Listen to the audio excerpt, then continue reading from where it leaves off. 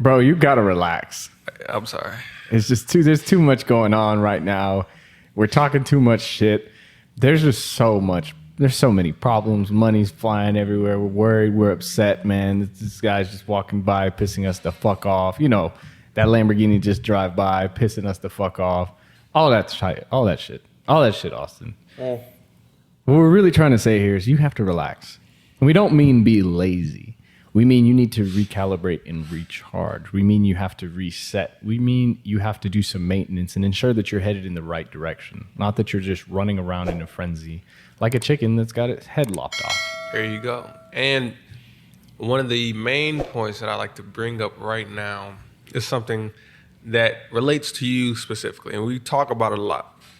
So Jose and I, but especially Jose right now, is the type of person that will work until the wheels fall off, catch fire, and explode. So not until like the wheels fall off, like until everything is just like in burning flames. So when I say that, I mean right now, sleep for him is something that is coming, not even secondary, but maybe even tertiary. And that can cause a lot of toll on the human body, on your mental state, your ability to think relatively quickly, and all of that stuff, right? So when we're trying to do things, you not putting, or someone not putting time in their schedule to recharge and to recalibrate could actually decrease your productivity. Because when you're burning the candle on both ends, you think that you're being more productive, and to an extent you might be. But for the long-term outcome, it could actually be more detrimental than you think. So when you take the time out every now and again we're not saying to just be lazy and, you know, slack off and do less work. We're saying find some time in your week, in your day, whatever, to just relax. When I say relax, I'm putting air quotes because I'm not saying relax like how you might think and just, you know, bullshit. I'm saying for us, I would say the gym is kind of relaxing for us. You know, even though we're doing a lot of lifting weights and, you know, moving hard shit and all that type of shit, like for us, that's kind of a place where we can go to kind of escape in a sense, even though we'll still be talking about business and shit at the gym, but that's relaxing for us in a sense. So find something like that is still conducive to your overall health and growth as a human being, that relaxes you in the week. And if you do that, the funny thing about it is when you come back maybe the next week or the next couple of days, you'll feel more refreshed and more recharged, which allows you to work at an even higher capacity than what you would have prior to. So it's very, very important for you to just take some time out of your day or week or month or whatever the fuck to relax a little bit. Because believe you me, there's a lot of work between when you start something to when you're finally successful at that thing. And if you take 1 hour or however many hours out of your day or out of your week or month to relax, you still are going to be working your ass off the rest of that time. However, you're allowing yourself to recharge. That helps you continue that long duration that you have, as opposed to burning the candle on both ends and you only lasting, you know, a couple miles in the race when it's a marathon, you know, not a sprint. And you have to think about life and business that way. It's a marathon, not a sprint. And you want to have the time, or you want to allow yourself the time to recharge so you can keep going and make those long stretches. It's called R&R, right? Relaxation and recovery? Yeah, I believe so, yeah. Yes, I remember. I learned that term from you, actually. Really? Yes. I said R&R. Yeah. Are you sure about that? Yeah. It was the time. Audience, do I look like something? No. This was like 5 years ago when you were visiting from college. And I tried to pick you up with Cody. And you were like, nah, bro, I need some R&R. It's been a long week or something. R&R. It was way back in the day. Okay. You could have also just been hanging out with some white people. See, that's the thing. I would probably, besides y'all, and Jose's not even white. Besides Cody, there wasn't too many white people I was just hanging out with to say R&R. But anyway. I learned R&R from you. That's where I learned it from. I don't know who the fuck else I would have learned it from. Yeah. But basically, you need to take that relaxation and recovery. Now, I want to make something clear, and that's that relaxation and recovery is dependent on different people.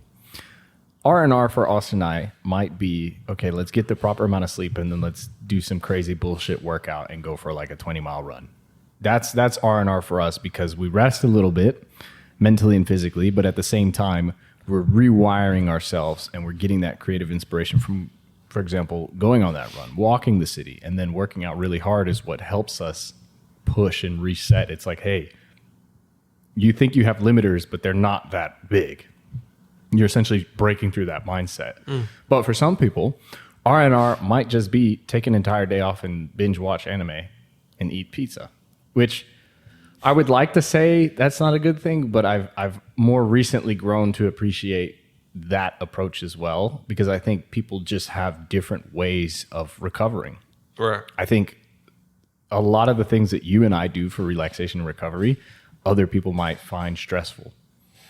So it would have the opposite effect on them. They'd be like, I don't want to do that, and I don't think it would increase my performance. So I say all this to say, find something that helps you increase your performance the best, whether it be a trip to a different city, a drink at your favorite local bar, talking to your family, treating yourself to a different pastry in the morning, or going to the gym, or going for a walk, or going for a long run, or just changing scenery, right? Spending the weekend in a different place could always help you. It's just anything that helps you reset your limiters, your mindset, and how you approach your current circumstances. And it's great that you said that, because I was thinking as you were talking, everybody can't relax like how we relax, right? Because again, our relaxation is a little extreme for most people. Even our relaxation might not even be something that someone would be doing in their week to week. Like, you know, that's just not for them. However, we might be doing that on a day-to-day or, you know, every other day type basis. But everybody can't be us when it comes to the type of relaxation we have. So we're not pushing that on you. Just like how we can't be David Goggins. Because we said we're doing that type of shit, he'd be like, yeah, fuck no, I'm about to go run until my kneecaps fall off. So now Jose would gladly probably say, you know what, fuck it, I'm about to go. Until my knees explode. Exactly. And I'll be driving right behind him and be like, yeah, these guys are next fucking to me. Stupid. I'm not doing that shit. At least you'd bike. Oh, yeah, I'd bike. Yeah, that's hold the speaker. Biking is fine. But everybody can't do that. And we understand that. So we're not pushing that on you. But find what works for you.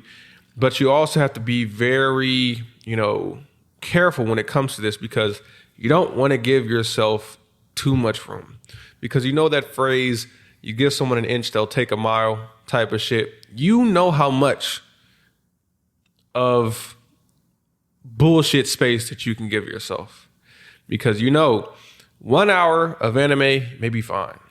However, 2 hours, after 2 hours, that shit can easily stretch to 3, and then if you do that 2 hours, you got to eat something during that 2 hours. So, you know, fuck it. Let's just eat. Instead of one pizza, I'm going to have 2 pizzas. And then your hand goes in the bag of chips and never comes out. There you go. And then you're like, well, shit, if I got this pizza and I'm watching anime, I might as well have, a couple beers and whatnot. Ice cream. Yeah, a pint of ice cream and then some beers. Instead of a root beer float, you just have a beer float and you're looking like a fat ass Let me text on the this couch. hoe. Yeah, you texting this hoe that's not texting you back or some shit. And then you start texting all the hoes just a whole bunch of bullshit, right?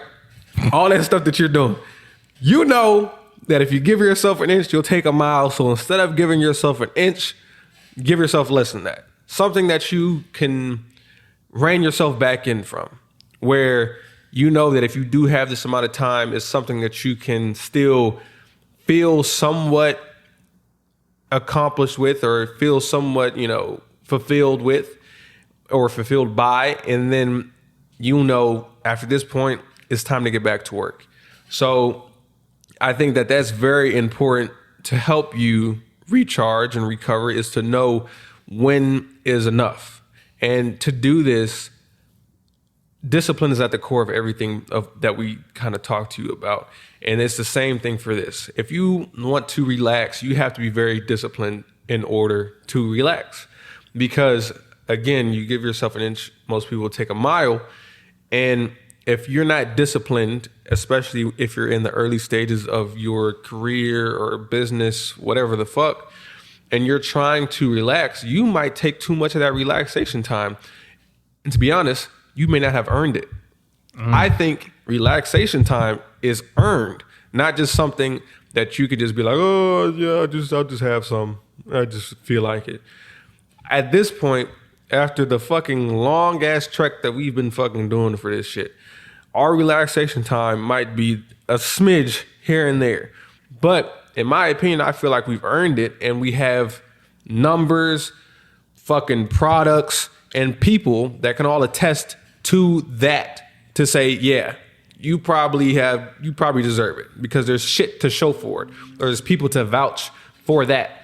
So if you don't have any of that, then I don't know if you really deserve that relaxation time. You have a lot of energy stored up that you should be able to function off of in general. However, when your gas tank is on E, matter of fact, that shit is so fucking empty, that shit's on F, then in my opinion, you have some time to where you can put aside for that relaxation, because it's to help you recover. You may not get the shit all the way back up to, full. And when I said F, well, fuck it.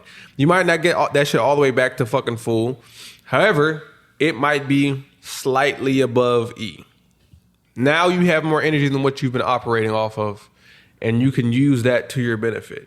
So that is very, very important, earning that relaxation time, because a lot of people give themselves shit, accolades, titles, and all that bullshit that they haven't earned. And we were having this conversation with someone recently, which I do believe we've earned it. But say you can't have a title on your business card that says supply chain fucking manager or some shit if you haven't really built a supply chain for your business and managed a supply chain for your business. Did he say that? No, he didn't say that. Oh. But basically he was talking about the titles on the business saying card. They weren't important. Exactly. Yeah. So I'm saying that was just like an idea that spawned this particular. Okay. I was like, I don't remember. Yeah, no. He didn't say that. But I'm saying that to them that if you do have these things, you can't start putting a whole bunch of bullshit on your fucking website, business card, whatever the fuck, if you haven't really done it, because somebody will call you out on it. And you can't say that you've earned the time to relax if you don't have shit to prove that, warrants you being able to relax. I think you got the point that I was trying to get to as well, which isn't bad. That's a good thing. Shit. But I think to add on to this, when you relax, right, R&R we'll say again, is an attempt to mitigate an inevitable burnout. But it's better than mitigation. And we talk about this all the time. Prevention? Correct. You're better off preventing a burnout than trying to mitigate the effects of it. When you're planning to relax, that's the key. You need to plan it. You can't just happen upon, I'm exhausted, let me relax. No. Over a long enough time span, you're going to know the type of problems that you're going to encounter and the indicators that you have of you're getting close to reaching your limit, whether it be energy, whether it be emotional, whether it be monetary. It could be any faction of what you're dealing with, where as you start seeing these signs of fatigue or exhaustion or burnout, say it's on the 6th day of every single week, that's when you start planning for your relaxation and you make it into a routine. Right. You never want to be in a scenario where you completely crash and then you have to take additional time to get yourself out of that pickle that you've gotten yourself into. Mm-hmm. You want to prevent that altogether. So you want to essentially deplete yourself and then replenish and deplete and then replenish and deplete and replenish. You never want to zero out or go negative and then have to try to come out, because we've been there. Mm-hmm. And it's not easy. And it's, what does it cost to plan? What does it cost to think? What does it cost to prevent? We all know that it costs more to mitigate than it costs to prevent. If you can stop a forest fire, that's better than trying to put one out. That's for sure. And like Austin always says, only you can prevent forest fires. They about to, once this shit blows up, they're gonna sue the fuck out of it. They're like, you guys keep using our shit. It's like, hey. So only you can prevent burnout. There you go. I like that. I really do like that. And a lot of this shit, you have to realize there's a lot of shit that's not in your control, right? But this particular thing, how much you're willing to push yourself, is in your control. So when you're thinking about having these relaxation days, that is within your control. You just have to figure out when is the right time, like Jose said, to do that shit. And once you figure that out, once you plan and once you know yourself, and we've talked about this on a previous podcast, you would be able to plan this and set shit up accordingly to maneuver around that particular relaxation day. And we've done this ourselves, where we'll say, hey, look, on this day we're going to be doing this, or, I'm going to go on a date with this girl, and I'm going to go on a date with that girl, and blah, blah, blah. And even that's not in our normal fucking to-do list, we will plan our day and following, days around that. And because we've done that prior to, it allows us to still function and still progress. Because instead of, again, we've referenced this before, I think it was the last podcast, it's like a airplane or a fighter jet specifically. You could either land the fighter jet on a aircraft carrier and fuel up, right? You can do that. However, if you have somewhere that you're trying to go, that definitely elongates the time it takes for you to get to that destination, right? However, what you could do is you continue to fly, and you'll have another bigger airplane, an AWAC potentially, that has the capability to refuel fighter jets. You're still flying at a cruising, speed. Maybe it's not as fast as if you are fucking going gung-ho, but you're still flying relatively fast as opposed to being, stationary and fueling up. And that way, if you do that, you're still moving forward, even though you're not going as fast, but you're refueling up at the same time. So you're still being productive, just not as productive. However, you refueling up while kind of pushing the shit back a little bit and drawing in the reins a little bit, you're still able to move, but you're allowing yourself the capability to move even faster in the near future for a longer period of time, which is very good. And again, if you plan around that and figure out when's the right time to do that, that helps things a lot, because refueling is very important, but knowing when to refuel is also very, very important. You see that in Formula One. If you don't know when to fuel up, and if you fuel up too soon or too late, you could lose the fucking race. You could be in first place, and if you go into the pit too fucking soon or too late, you lost, because it's all about timing, all about the right time to do that. And when's the right time to change the tires? When's the right time to do X, Y, Z, right? You have to figure out when the right time for you to relax is, because if you do that and you plan around it strategically and, accordingly, you can still come out of the shit in first place. So when you're thinking about this shit, thinking about, fighter jets and think about Formula One, things that are very productive, very efficient, very fast, they still take the time to do things like maintenance and make sure everything is working properly. However, they still get the goal and outcome that they want. It's all about timing and when they choose to do that relaxation period or maintenance period that allows them to still come out successful. So, but not only that, but high performance machines require even more. Very true. Even more maintenance and even more timely maintenance and even more investment in the maintenance. Right. We haven't talked about fighter jets in a while in terms of maintenance. And I think like it's a Bugatti or Lamborghini, shit like that. The Bugatti, the parts expire. Yeah, what did you say? Every 19,000 miles or 9,000 miles or some shit like that? There's certain parts that even expire like yearly, every 3 years. Yeah. Like certain brake components you have to replace every 3 years because they expire. Like there's a shock that expires every 9 months. The rims expire every 6,000 miles? There you go. Highly efficient vehicles. Damn near the fastest vehicles on Earth, but they all need that time to go back and get the maintenance that they need to be able to perform at that speed. Correct. Because they can still operate. Right. But are they going to operate optimally? Exactly. Can they still go 250 miles per hour or some shit like that? Can you go from 250 to 0 in 10 seconds if you don't have your calipers properly fixed and tuned? Can you maintain control of the vehicle when you go from 250 to 0 in 10 seconds? There you go. When you're slamming on the brakes and you have issues with your steering. Right. And we're not saying that you're exactly like a car, because there's going to be somebody in the comments, we're not cars, we're not fighter jets. But it's an analogy.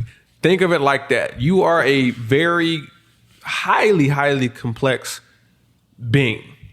And you operate at high levels, even though you may not think about it. Your fucking neurons are firing at, ridiculous speeds and rates, right? Every fucking second.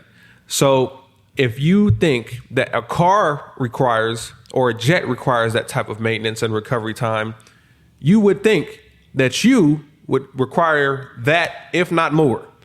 So you have to be very perceptive about, when's the right time to do this, and that you need it in the first place. Because again, burnout is a real thing. And then once you get past a certain level, your willingness to push yourself over the limit or past the limit will begin to be to your detriment as opposed to your success. The AM Club Podcast. Signing out.